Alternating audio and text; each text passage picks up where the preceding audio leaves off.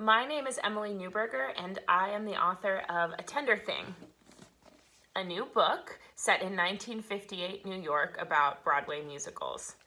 I was supposed to come to Women and Children First to do a signing and a book event, and I was so excited. But obviously, in times of coronavirus, things have changed, and now I'm here virtually.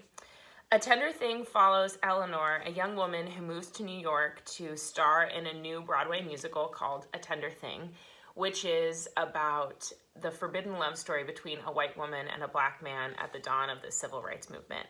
It's inspired by my absolute love and obsession with musical theater, and especially with the musicals of that time, known as the Golden Age, which were very transgressive and creative and often dealing with themes that we don't typically think of as being talked about in the 50s.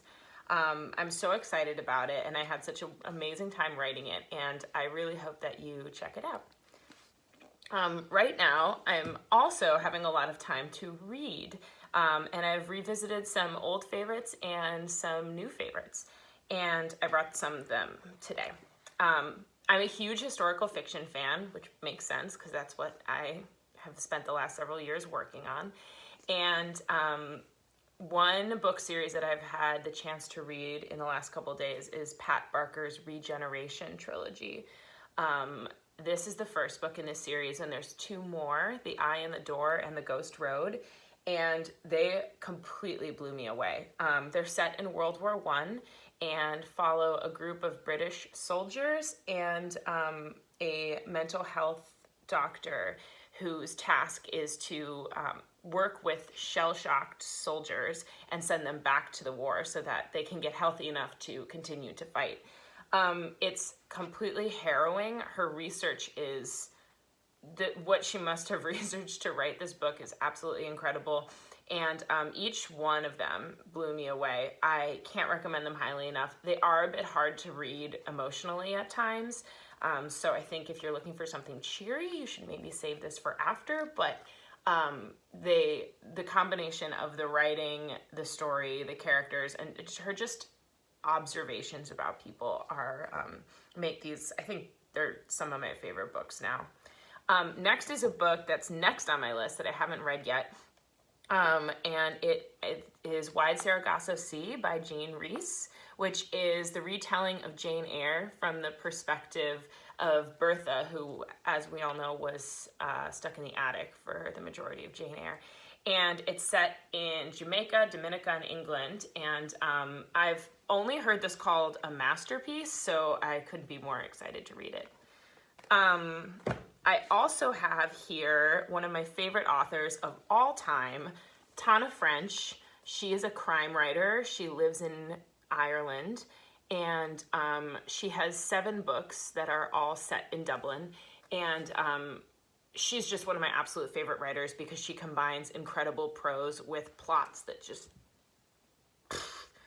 I have never been able to guess the ending of any of her books, which I think for a crime writer is probably the highest compliment that you can give. And her writing is just atmospheric, and it completely pulls you in. And I think right now, I don't know about you, but I have felt that it's pretty difficult to concentrate on anything with the anxiety of the news cycle and fears about my family and, you know, everything. And she's maybe the only person I can think of who would completely be able to take you somewhere else for a few hours a day. All of her books are great. This is her first one, In the Woods. It's my personal favorite, but I think any of them could be a great place to start. You don't have to read them in order.